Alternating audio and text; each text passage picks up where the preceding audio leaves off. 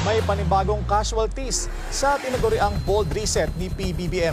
Dalawang opisyal na may kaugnayan sa dating administrasyon. Pero itinanggi ng Malacanang na may nangyayaring purge sa gabinete. Natural, tatanggilan ni BBM ang mga opisyal na hindi agree sa mga kabulastugan na ginagawa niya sa Pilipinas. Ang miyembro ng gabinete ang sinibak sa pwesto matapos tanggapin ni Pangulong Bongbong Marcos ang kanilang resignation. Pero may tatlo ring kalihim na sigurado ng mananatili sa gabinete.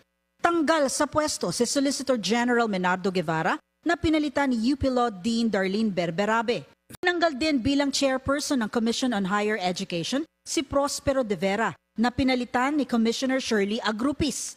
Tinanggihan naman ni PBBM ang courtesy resignations ng magkapatid na Jesus Crispin Remulla ng DOJ at John Vic Remulla ng DILG.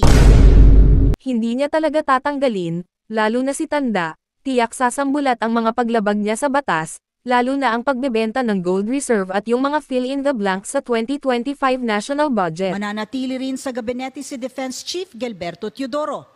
Pero tagilid pa rin sa ngayon si National Security Advisor Eduardo Año. Nako, para siyang kumuha ng bato at ipinukpok sa kanyang ulo pag tinanggal niya to, nakalimutan niya yata na mga traidor ang apat na inaalagaan niya. Sa ngayon ay wala pang desisyon sa kanyang resignation. Muling iginiit ni Bersamin na ang balasahan ay bunga ng masinsinang performance review.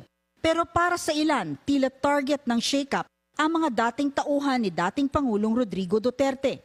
This is not a purge, let me remind you of that. This effort is the President's commitment to a government that works fast, delivers results, and meets the expectations of the Filipino people. Anong expectations of the Filipino people? Baka ibig mo sabihin, expectation ng mga kurap, magnanakaw, at bangag na mga people. Samantala itinalaga si Police Major General Nicolas Torre bilang bagong PNP Chief. Aba sino ba ang makakalimot sa panyamas na to? So ano expect natin? Ilan ang maaaresto na walang warrant dahil naiwan niya utak niya? Yung warrant pala.